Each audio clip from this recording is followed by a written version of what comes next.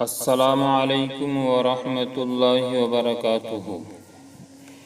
حضرات محترم، آپ حضرات کی خدمت میں شب برات کے تعلق سے کچھ اہم اور ضروری باتیں لے کر حاضر ہوا ہوں۔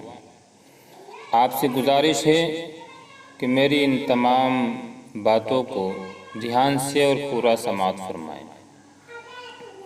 حضرات محترم، اسلام کے عقیدے کے مطابق زمانے کی ہر ساعت، ہر گھڑی، شب و روز، دن اور رات اور وقت کا ہر لمحہ مبارک اور بہتر ہی ہے۔ البتہ برکت اور سعادت اور فضیلت کے اعتبار سے کچھ دن، کچھ راتوں کو اللہ تبارک و تعالیٰ نے افضلیت اور فوقیت بخشی ہے۔ انہی میں سے ایک رات شب برات کی رات بھی ہے۔ اس رات کی فضیلتیں بہت سی احادیث میں آئی ہیں، جن کو حضرات علماء کرام بیان فرماتے ہیں۔ ایک اس رات کی بڑی اہم فضیلت یہ ہے کہ اس رات میں مغرب کے بعد ہی سے حق سبحانہ و تقدس کی تجلیات اور توجہات کا آسمان دنیا پر نزول ہوتا ہے۔ یوں تو اللہ تبارک و تعالی ہر رات میں آسمان دنیا پر اللہ کی توجہات اور تجلیات ہوتی ہیں، لیکن وہ رات کے آخر حصے میں ہوا کرتی ہے۔ اس رات کی فضیلت یہ ہے کہ اللہ تبارک و تعالی مغرب کے بعد سے لے کر اور صبح صادق تک آسمان دنیا پر ہوتا ہے، اور اللہ کریم کی ذات جانب سے عام اعلان ہوتا ہے، بخشش اور رزق مانگنے والوں کو نوازا جاتا ہے، مصیبت زدہ کی مصیبت دور کی جاتی ہے۔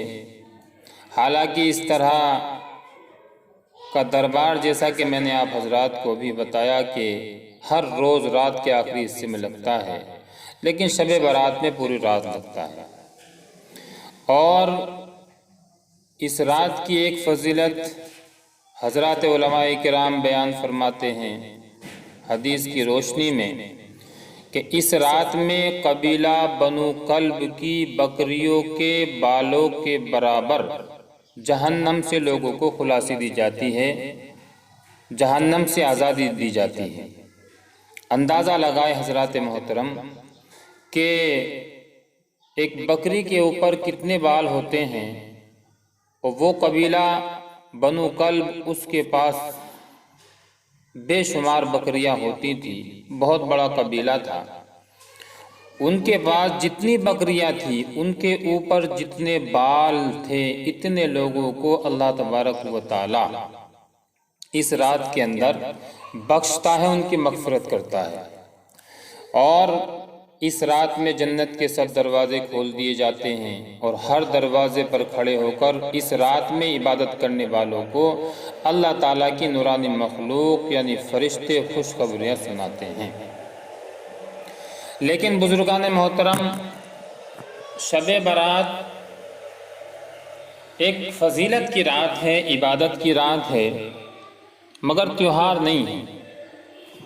اسلام میں تیوہار صرف عید الفطر اور عید الاضحیٰ ہے۔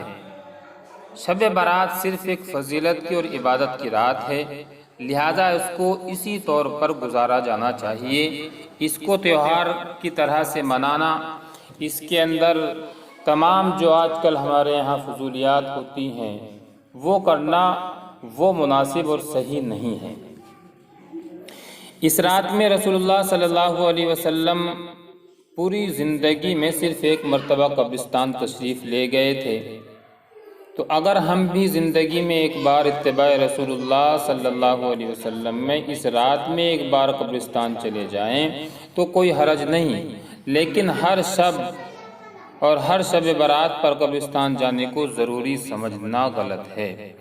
بلکہ آج کل جو مفاسد اس میں در آئے کہ اس رات میں قبرستان جانے کو ضروری سمجھنا، ٹولیاں بنا بنا کر جانا، اور نزدیکی قبرستان کو چھوڑ کر دور دور تک کے قبرستانوں میں جانا، چراغے کرنا اور محفلیں سجانا، یہ سب جو ہے شریعت کے خلاف باتیں ہیں، شریعت سے ان باتوں کا لینا دینا نہیں ہے۔ اور شہروں کے اندر نوجوانوں کا بائکوں پر بیٹھ کر ریس لگانا اور ایک ایک بائک پر 3 4 4 کا بیٹھ کر گھومنا، یہ بہت سے حادثات کو دعوت دیتا ہے۔ ان پر قدغن لگنا بہت ضروری ہے۔ یہ تمام چیزیں اس رات میں کرنے کی نہیں ہیں۔ لہٰذا جو چیزیں شریعت مطہرہ میں اس رات میں کرنے کی ہیں، انہی چیزوں پر ہمیں فوکس کرنا چاہیے۔ یہ تمام چیزوں سے اور رسومات سے، خرافات سے، بدعات سے ہم کو کلی طور پر پرہیز کرنا چاہیے۔ اس دن میں بہت سی جگہوں میں حلوے وغیرہ کا بننا اور تہواروں کی طرح سے نئے نئے کپڑے پہننا اور تہوار کی طرح اس کو منانا، یہ ایک عام رواج جگہ جگہ ہو گیا ہے۔ ہمیں ان تمام چیزوں سے پرہیز کرنا چاہیے۔ اور اس رات کے اندر بہت سی جگہ اجتماعی طور پر نمازوں کا اہتمام، نفلی نمازوں کا اہتمام کیا جاتا ہے، تو اس کی بھی اجازت شریعت میں نہیں ہے۔ منفرد انفرادیت کے ساتھ اس رات کے اندر عبادت کریں، اکیلے میں تنہائی میں عبادت کریں۔ بہتر یہ ہے کہ اپنے گھروں کے اندر عبادت کی جائے۔ مسجدوں کے اندر ٹولیاں بنا بنا کر بیٹھنا اور وہاں بیٹھ کر گپے لڑانا، یہ سب بھی شریعت کے خلاف ہے، اور یہ سب چیزیں جو ہیں بجائے ثواب کے الٹا گناہوں کے اندر مبتلا کرنے والی ہیں۔ لہذا ان تمام چیزوں سے ہمیں بچنا چاہیے۔ عشاء کی نماز جماعت سے ادا کریں اور جتنی ہو سکے اتنی عبادت کر لیں، اس لیے کہ اللہ کے یہاں عبادت اور عمل میں وزن دیکھا جاتا ہے، گنتی اور تعداد نہیں۔ ایک بات اور یاد رکھیں کہ اس رات کی عبادت میں تنہائی مقصد ہے، اور اس رات میں عبادت کسی بھی طور پر کی جا سکتی ہے۔ نفل نمازیں پڑھ سکتے ہیں، دعا اذکار کر سکتے ہیں، اور قرآن کی تلاوت کر سکتے ہیں، اور جتنی بشاشت کے ساتھ کر سکتے ہیں اتنی کریں، اور پھر جو ہے آرام سے جا کر کے سو جائیں، اس لیے کہ یہ رات صرف جاگنے کی رات نہیں ہے، عبادت کی رات ہے۔ جتنی عبادت کر سکتے ہیں کریں، باقی پھر اس کے بعد جو ہے آرام کریں۔ پوری رات باتوں کے اندر یا فضول کاموں میں رہ کر اور گزار دینا اور جاگ کر گزارنا بے وجہ بغیر عبادت کیے، یہ مناسب نہیں ہے۔ اس رات کے اندر اس موقع پر جو بدعات اور رسومات ہمارے یہاں آج کل پائی جاتی ہیں، اور اس مبارک اور عظمت والی رات میں بھی کچھ لوگوں نے رسومات اور بدعات اور خرافات گھڑ لی ہیں، جن سے اجتناب لازمی اور ضروری ہے۔ مثلا اس رات میں حلوے بنانے کو ضروری سمجھنا، جیسا کہ میں نے ابھی آپ عرض کیا، آتش بازی کرنا، چراغاں اور فضول روشنی کا مساجد یا قبرستان میں اہتمام کرنا، یہ تمام امور بدعات اور رسومات ہیں۔ اسلام اور شریعت مطہرہ میں ان کا کوئی ثبوت نہیں ملتا، اس لیے اس مبارک رات میں اس طرح کے گناہوں سے کلی طور پر اجتناب کرنا ایک ضروری عمل ہے۔ اور عام مغفرت اور بخشش والی رات میں محروم رہ جانے والے اشخاص، یعنی جیسا کہ میں نے ابھی عرض کیا تھا کہ اس رات کے اندر اللہ تبارک و تعالیٰ قبیلہ بنو کلب کے بکریوں کے بالوں کے برابر لوگوں کی مغفرت کرتا ہے۔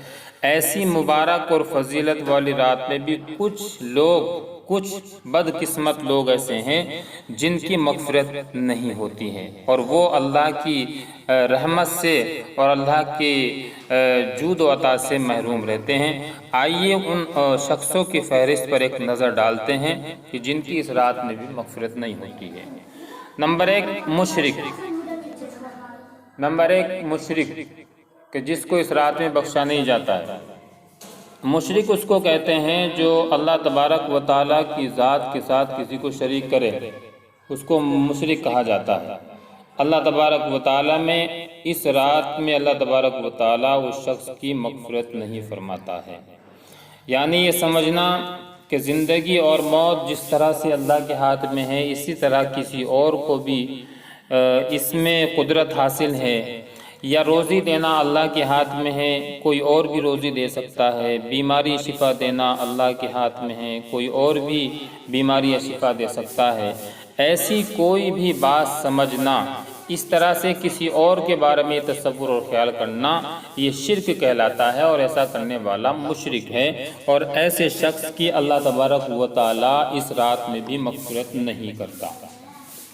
دوسرا شخص جو اس فضیلت والی اور مبارک رات میں اللہ کی رحمت سے محروم رہتا ہے وہ شرابی ہے، جو مستقل شراب پینے کا عادی ہے، ایسے شخص کی بھی اس رات کے اندر مغفرت نہیں ہوتی۔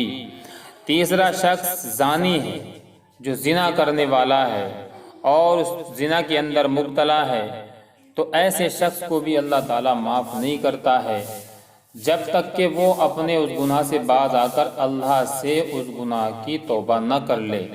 آج جو ہے کتنے لوگ نوجوان زنا کے اندر مبتلا ہے، پیار محبت کے نام پر زناکاری کی جا رہی ہے، اور جگہ جگہ پر زناکاری کے اڈے کھلے ہوئے ہیں، اور نکاحوں سے آسان آج کے دور میں زنا ہو گیا ہے، اور یہ اتنا گھنونا اور گھٹیا عمل ہے اور غلیظ اور گندا عمل ہے کہ جس کا کرنے والا اس فضیلت والی اور مبارک رات کے اندر بھی اللہ کی رحمت سے دور رہتا ہے۔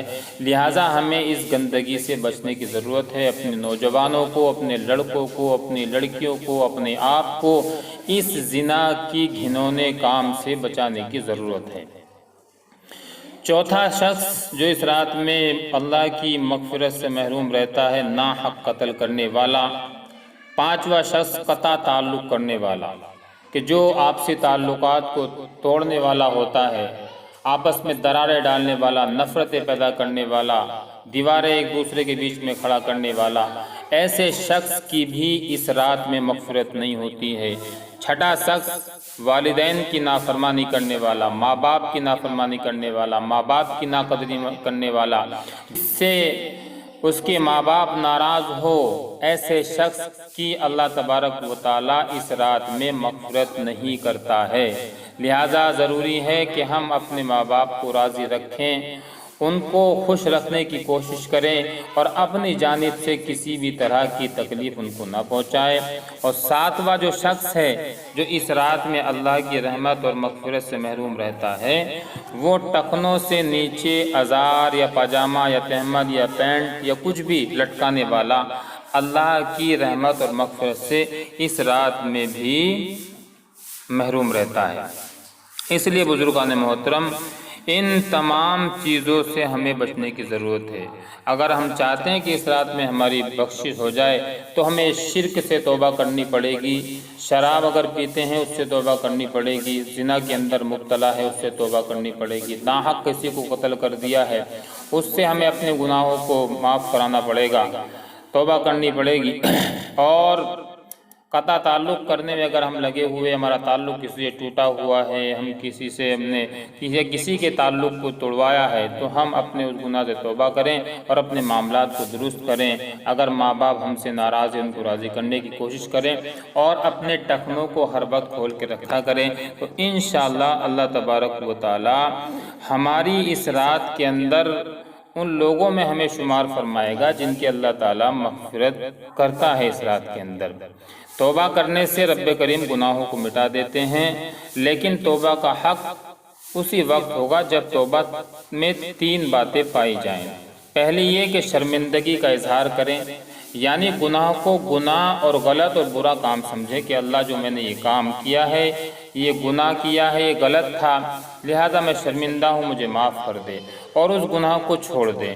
اور تیسرا یہ کہ آئندہ وہ گناہ نہ کرنے کا عزم مصمم کرے کہ آج کے بعد میں یہ گناہ کبھی نہیں کروں گا، آج کے بعد شراب نہیں پیوں گا، شرک نہیں کروں گا، زنا نہیں کروں گا، کسی کو ناحق قتل نہیں کروں گا، کسی سے تعلق نہیں توڑوں گا، ماں باپ کو ناراض نہیں کروں گا، اور ٹخنوں سے نیچے پاجامہ نہیں لٹکاؤں گا۔ تو انشاءاللہ اللہ تبارک و تعالی مغفرت فرمائیں گے، اور اللہ کی رحمت جن لوگوں پر ہوگی ہم ان لوگوں میں شمار ہو جائیں گے۔ جس طرح آج کل ہم سرسری طور پر یا اللہ توبہ یا اللہ توبہ کرتے ہیں، نہ گناہ کو گناہ سمجھتے ہیں، نہ ہی اس گناہ کو چھوڑتے ہیں اور نہ آئندہ کرنے کا عزم کرتے ہیں، تو حقیقی اور صحیح معنی میں توبہ کا تحقق نہیں پایا جائے گا۔ باری تعالیٰ عز اسمہ ہم سب کو کامل اتباع کی توفیق ارزانی نصیب فرمائے۔ السلام علیکم ورحمۃ اللہ۔